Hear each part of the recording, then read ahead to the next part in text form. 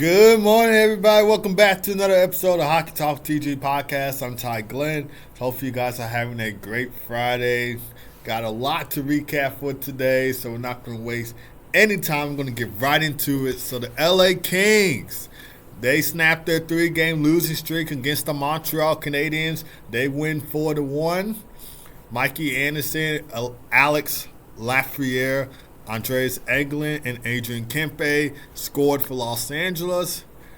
Vladislav Gavrikov had 2 assists for the Kings, and the Kings are now 2-1-2 of the season. So to start off their road trip against Boston, because I think that was their first game of their road trip, it was a bad start. They allowed 14 goals in their past 2 games, though, but that was against Ottawa and Toronto. But the road trip in general started off bad because October 12th, they lost 2-1 to the Boston Bruins.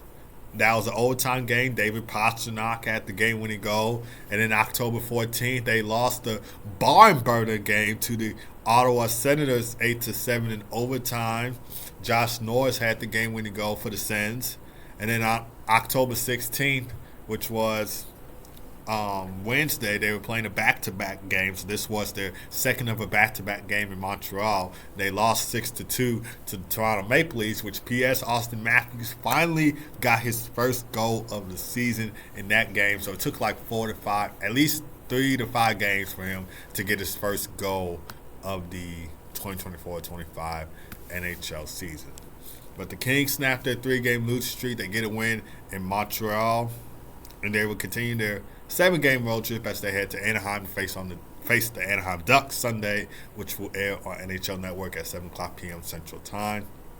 David Rittich, he did make 26 saves in the win. He was pulled in that Kings 6-2 loss to the Toronto Maple Leafs. He allowed 4 goals on 14 shots faced in net. So this was a bounce-back performance from David Rittich because, like I mentioned, this was a back-to-back game for the LA Kings because they played Toronto Wednesday and then they played Montreal Thursday. So really an unreal performance from David Rittich and making a statement for himself.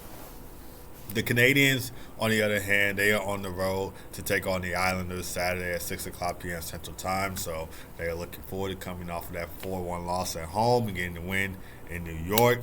Justin Barron had the first goal of this game against the Kings, but then after that it was Kings clicking on all cylinders just like that. But the Canadiens will look to have a bounce-back game for themselves in that road game against the New York Islanders. That will be at UBS Arena in New York tomorrow night. All right, so Nikita Kucherov scored 2 goals in the Lightning's 4-3 win over the Vegas Golden Knights. So we're like, 2-3 games in for the Tampa Bay Lightning in the Steven Stamkos post-era because he's now with the Nashville Predators. One of Nikita Kucherov's goals turned out to be the game-winning goal in the third period, which he scored with 55 seconds left remaining. Giannis Moser had a 3-point night for the Bolts, getting 1 goal and 2 assists. This was his first goal as a Tampa Bay Lightning. He spent the past 3 NHL seasons with the Arizona Coyotes when they were still called the Arizona Coyotes before they moved to Utah, which he had 72 points in 205 career games with the Arizona Coyotes. So 16 goals, 56 assists for 72 points in 205 regular season games in those 3 seasons with the Arizona Coyotes. And then last season, before the Coyotes said their goodbye in Arizona before it got all emotional, he had 26 points with the Coyotes. Then I think that was in 70, 82 games? Not really sure. But 5 goals, 21 assists for 26 points in between 70 and 82 games for the Coyotes during the 2023-24 NHL season. And, of course, he was traded to the Tampa Bay Lightning by Utah Hockey Club along with Connor Geekie and 2 picks in the NHL draft for Mikhail Sergachev on June 29, 2024. So this was after the Stanley Cup final, after the Florida Panthers won their first Stanley Cup in franchise history against the Edmonton Oilers. He did sign a 2-year, $6.75 million contract deal with the Lightning on July 1st, 2024. So this was during the offseason. Andrei Vasilevsky made 22 saves on 25 shots faced in net. And, of course, the Lightning stay undefeated. They are now 3-0-0 of the season.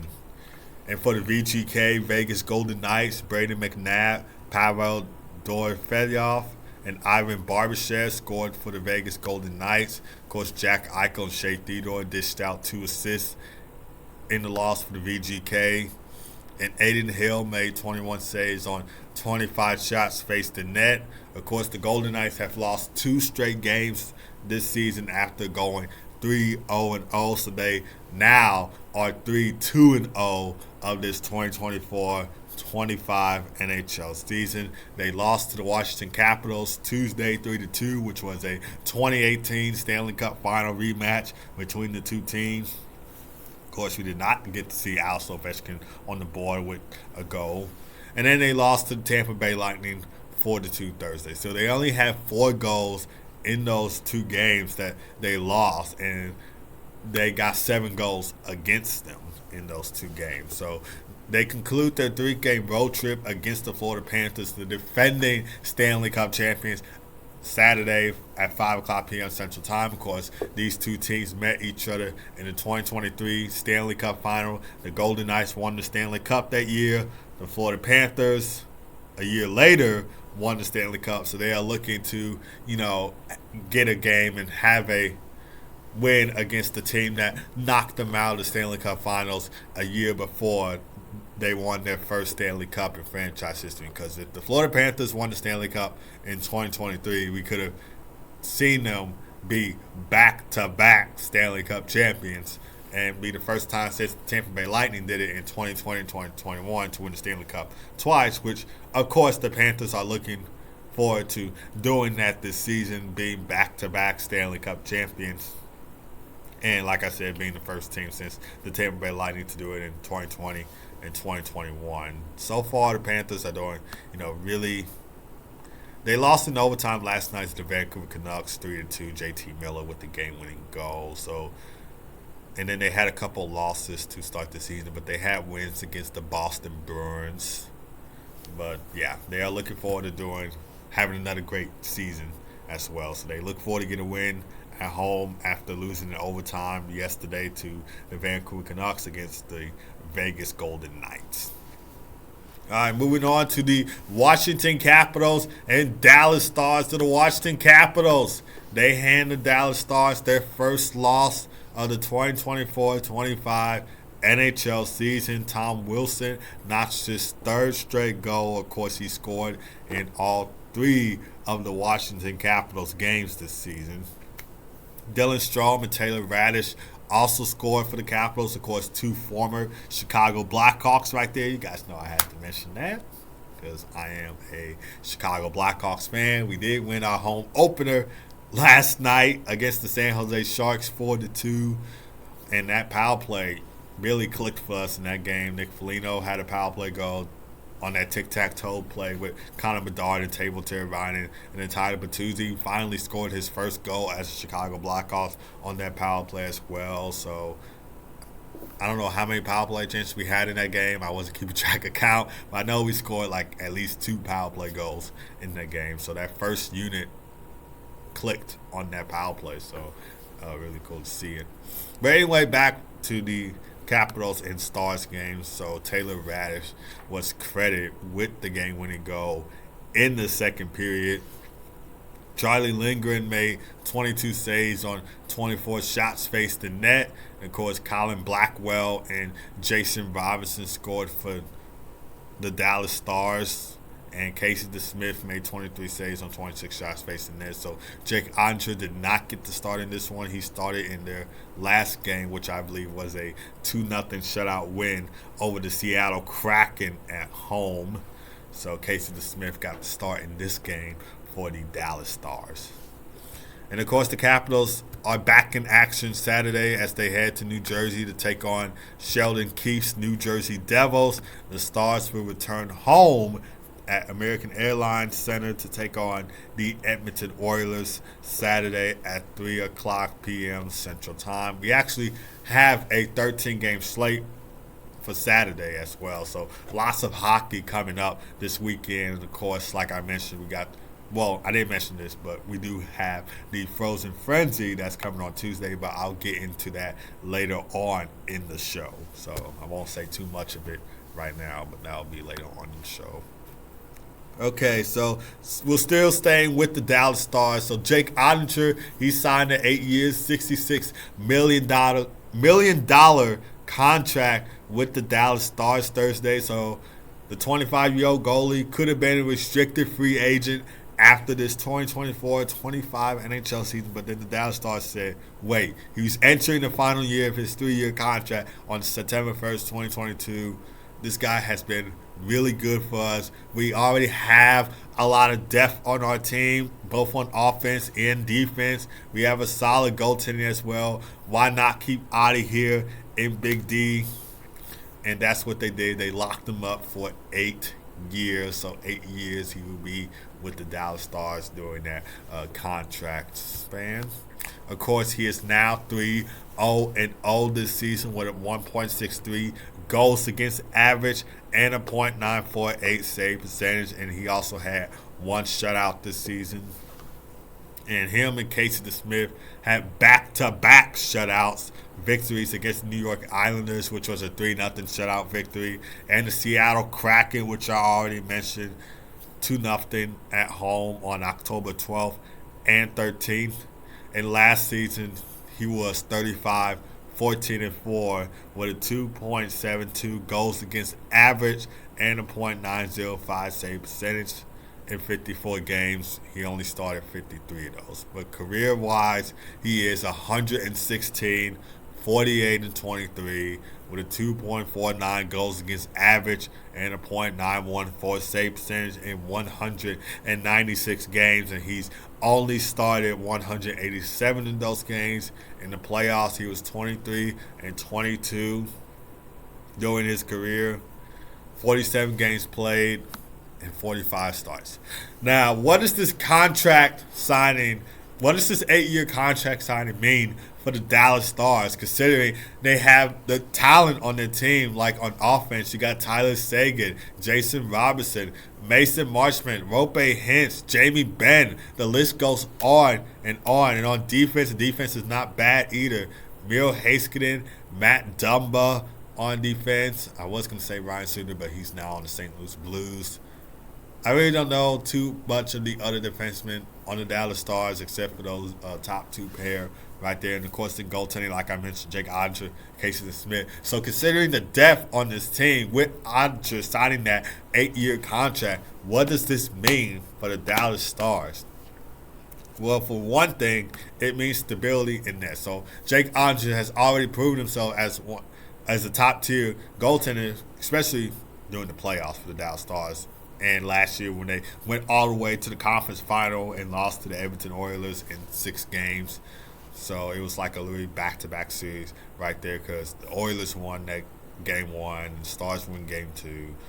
They win game 3, Oilers tie the series up. They win game 5, and then game 6 win. So certainly neck and neck in that series last season.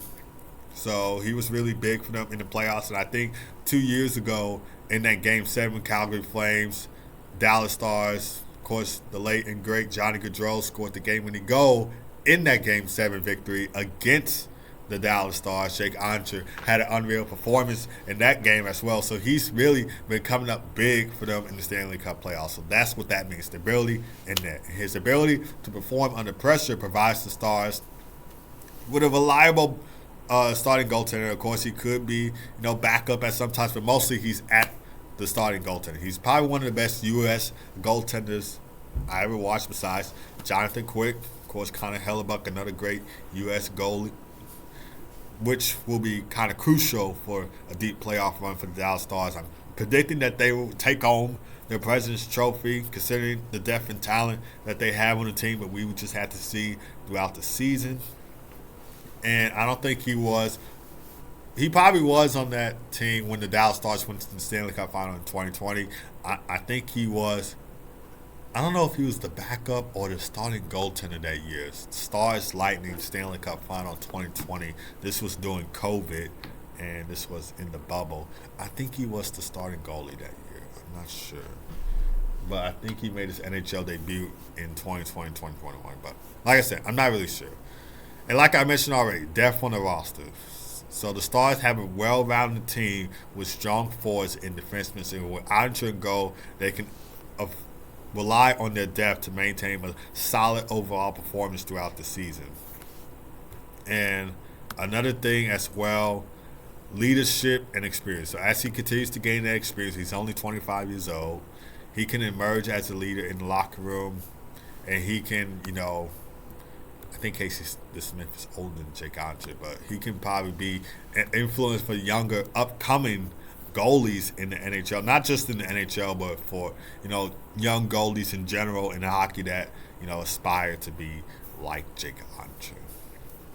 And like I mentioned already, playoff success. So strong goalie is essential for playoff success with the team. And based on Jake Oettinger's previous stats from last season, the year before, and his stats right now, he can be a key for the Stars making a run to the Stanley Cup. So of course the Stars came up oh so close last season, being in the Stanley Cup Final for the first time since 2020, but they lost to the Edmonton Oilers in that 6-game series that prevented them from moving on to the Stanley Cup Final. But I thought they were a great team last season, obviously a great team right now. So I believe that this team will be a Stanley Cup contender this season.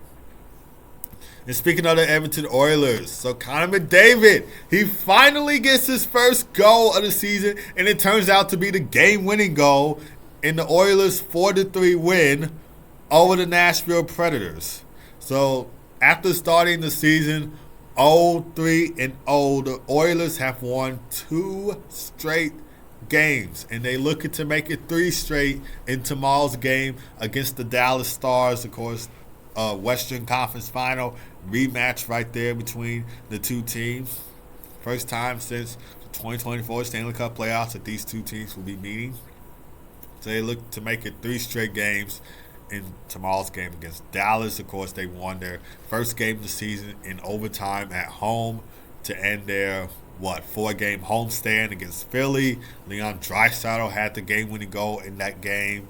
Matej Michkov had 2 goals in that game, but of course it wasn't enough to overcome the Edmonton Oilers. And then Oilers get a 4-3 win over Nashville. Calvin Pickard made 25 saves on 27 shots faced the net. So Stuart Skinner started last game. Now it was Calvin Pickard's turn in the crease. Brett Kulak had a 2-goal game for Edmonton. This was the first multi-goal game for him. He scored 3 goals in 82 games last season. And for the Predators, Philip Forsberg got the goal scoring started, making it 1-0 Nashville in that first period. And this was the first time this season the Predators scored the first goal of the game. And in general, first time they had the lead in the game. And Jonathan Marchessault scored his first goal as a Nashville Predator since signing with the team in that free agency. Roman Josi had 2 assists for the Predators, and UC Sauls made 32 saves for Nashville. And while that performance was, somewhat good in a way, it wasn't enough to overcome the Edmonton Oilers. And now the Predators are 0-4-0 to start the season. And this is the first time since 2002, 2003. So first time since 2002, 2003 season that the Predators have went 0-4-0 to start the season. Now, what needs to change for the Nashville Predators in their next game against the Detroit Red Wings, a team that shut them out in their second game of the season 3-0 at Little Caesars Arena? So what needs to change for Nashville heading to the next game against the Detroit Red Wings? Well, first thing, lack of scoring depth. We got to see some more scoring depth for Nashville. I mean, they made a huge splash during the offseason. I did not expect the Predators to start out like this. They made some huge key additions in the offseason. And we are not seeing that scoring depth from Nashville. They got Steven Stamkos. They got Jonathan Marchessault, who scored his first goal as a Predator in last night's game. They got Brady Shea. They even got Scott Wedgwood in there. To me, the Predators have had, out of all the other teams, including my Chicago Blackhawks, the Predators have made the biggest improvements in the offseason. And they just need to show it. So out of all the 32 NHL teams, I feel like the Predators have had a bigger improvement this offseason. And we need to see some of that scoring depth from the Nashville Predators, which they have struggled to create in these games in the offseason. I mean, they started off this season at home against the Dallas Stars, a team that has probably had success against Nashville, especially most recently in that game last year before the Christmas break, getting 2 goals in a span of 13 seconds or so, under 20 seconds in that game at home last season. You guys probably don't know what I'm talking about, but it was 2 goals. Craig Smith had one of the goals, the game-tying goals, then Yanni Hakanpää with the game-winning goal. So that was 2 goals in the span of under 20 seconds in that third period. So the Stars have had huge success over Nashville, and they lost to them 4-1. And then in the Predators' next game, they get shut out by the Detroit Red Wings, the team that they play tomorrow night. That will be an afternoon game at 1 o'clock p.m. Central Time. And then they play a Seattle Kraken team who obviously just blew them out in that third period, and then they lose to them 7-3.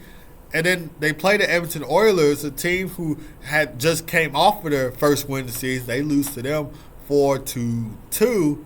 And we just need to see some of that scoring depth from the Nashville Predators. And then another thing, defensively, Nashville hasn't able to shut down their opponents. So they got Roman Josi, Brady Shea, Dante Fabro. So the defense is not bad either. It's not the worst in the league, but they were outshot. They were being outplayed, and they gave up too many scoring chances in their last few games. And improving their defensive structure and discipline, particularly in their own zone, will be crucial if the Predators want to turn their season around. Because this was a team, I was expecting to, well, not maybe a Stanley Cup contender, but a playoff contender. This was a team that I expected to have, a great start to the season and being in the Stanley Cup playoffs. But they just haven't shown it this season. And, of course, the special teams definitely need to improve. When you get a chance on the power play, that's when you be oh, man, we have the advantage. We have a 5-on-4 advantage. Could possibly have a 5-on-3 advantage if the team gets another penalty. And this was an opportunity that, can improve the Predators this season. Scoring power play goals for them to improve. And, of course, the goaltending. UC Sauls, come on, man. I did not expect you to start out the season like this. One of the best goaltenders to watch for the Nashville Predators and, possibly in the league. But he has not been able to carry the team because of the defense and what was seen so far from the Nashville Predators. So he needs to get back into that consistent play. Of course, he has learned a lot from Pekka Rinne. So when Pekka Rinne was playing for the Nashville Predators, UC Sauls was the backup goalie at that time. So I'm pretty sure he's learned a lot from Pekka Rinne before he retired. So he needs to be able to get back to that consistent play if the Predators want to have a shot at turning the season around. So those are my 3 takes right there on what needs, well, actually 4 takes. 4 takes. 4 takes right there on how the Nashville Predators need to turn their season around, and, of course, in their next game against the Detroit Red Wings.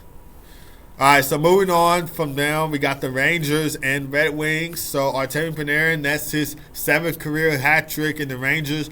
5-2 win over the Detroit Red Wings. This is the 4th straight multi-point game for Artemi Panarin. These two teams have met on October 14th, so it hasn't even been that long since these two teams have met. Of course, the Rangers have won 4-1. Artemi Panarin had a goal and assist in that game as well. So 4 straight multi-point game for the Brett man right there. He is tied with Getty Malkin for 11 points in the league. So 5 goals, 6 assists for 11 points in 4 games. For Artemi Panarin. P.S. Congrats to Getty Malkin on getting goal number 500 in that Penguins 6-5 overtime win against the Pittsburgh Penguins Wednesday. Of course, Sidney Crosby had notched point number 1,600, so it was certainly a milestone night in that game against the Buffalo Sabres for the Pittsburgh Penguins. And of course, the last player to have a multi-point game was Connor McDavid, who had like 2 points in like 6 games to start the 2021-22 NHL season. Mario Lemieux holds the record at 12 during the 1992-1993 NHL season. Vincent Trocheck had a 4-point night for the Rangers, getting 1 goal and 3 assists. Adam Fox had 3 assists for the Rangers, who are now 3-0-1 of the season. And they opened the season with a 4-game point streak for the first time since 2008-2009 NHL season. And that power play in that game really clicked for the Rangers. They were 3-4 on the power play. Jonathan Quick was stellar in that. This was his season debut for the veteran goaltender. He made 29 saves on 31 shots faced in net for the Rangers Monday. For the Red Wings, Moritz Seider, JT Compher scored for Detroit, and they're now 1-3-0 of the season. And Cam Talbot allowed 5 goals on 19 shots faced in net before being replaced by Alex Lynn midway through the second period, which he stopped all 15 shots faced in net. And the Rangers, they head to Toronto to take on the Leafs Saturday at 6 o'clock p.m. Central Time. Red Wings will be in Nashville to take on the Predators Saturday at 1 o'clock p.m. Central Time. And of course, I was going to get into Rucker McGroarty being sent down to the AHL, but we don't have too much time to go into depth about it, so I will just say this. I really hated to see it because I do love watching the Michigan Wolverines, and I do love watching him as well. Great player on the Wolverines as well. Take a look at his college hockey stats with them. They are some solid good stats. But at least one good side of Rucker McGroarty being sent down to the AHL, he would get more opportunities to have more ice time, work on some areas that needed to be improved, and he will possibly do great in the AHL, which I know he will, and then eventually he'll get called up by the Pittsburgh Penguins. The Penguins already have a solid lineup already, so I guess that could be another good reason, but at least he'll have some time to improve in the AHL to get called up by the Pittsburgh Penguins. I would have went into more depth about it, but just had to make it concise, didn't have much time to go into depth. So NHL games on tap for today. We got the Carolina Hurricanes taking on the Pittsburgh Penguins at 6 o'clock p.m. Central Time. This will air on NHL Network, so you'll be able to watch it on there. And then we got the San Jose Sharks taking on the Winnipeg Jets at 7 o'clock p.m. Central Time. Of course, Sharks are playing a little back-to-back game. They were in Chicago to take on the Blackhawks. Of course, no Macklin Celebrini in the lineup in that game. And in today's game, he is still out with an injury. And then the last game of the night will be the Anaheim Ducks taking on the Colorado Avalanche. Of course, the Avs are 0-4-0 this season. They're looking for their first win of the season tonight against Anaheim. So hopefully they can put on a great performance to get their first dub of the season. And like I mentioned, 13 games on the slate for tomorrow, but some games coming on for Hockey Night in Canada. We got 4 games on tap for Hockey Night in Canada. Rangers will kick it off to take on the Toronto Maple Leafs at 6 o'clock p.m. Central Time. This will air on NHL Network as well. So if you're living in the U.S., you should be able to watch on NHL Network. Of course, if you're a resident in Canada, you'll be able to watch it on Sportsnet or possibly TSN. But mostly Sportsnet. And then the Canadians will head to New York to take on the Islanders at 6 o'clock p.m. Central Time. And then the Vancouver Canucks take on the Flyers at 6 o'clock p.m. Central Time. Of course, these two teams started off the season against each other. Now they will be playing on Hockey Night in Canada at 6 o'clock p.m. Central Time. So this will be the home opener for the Philadelphia Flyers as well. So that was one thing I should have mentioned. And then the Flames, last game of the night for Hockey Night in Canada, they will head to Seattle to take on the Seattle Kraken at 9 o'clock p.m. Central Time. The Senators and the Oilers do play tomorrow, but they're not a part. Well, let me just say the Senators and Oilers do play tomorrow, but they're not premiering on Hockey Night in Canada. They're not premiering or airing on Hockey Night in Canada. So those games will be like afternoon games back there. So, yeah. And then, of course, Tuesday is the Frozen Frenzy. We got 16 NHL. We got 16 games Tuesday. All 32 teams will be in action as well. So it's going to be a jam-packed night for Tuesday. But I will be able to do a preview and a recap on my TG Hockey channel. I think I'm going to do it on my podcast. I think it's better if I do it on my TG Hockey channel, so stay tuned for that. All right, guys, so that's going to do it for this show. So thank you guys for tuning in as always. I really do appreciate each and every one of you tuning into the Hockey Talk TG podcast. It really makes my day better. And hopefully you guys have a great weekend. Hopefully you have a great rest of your day. God first as always. Be blessed.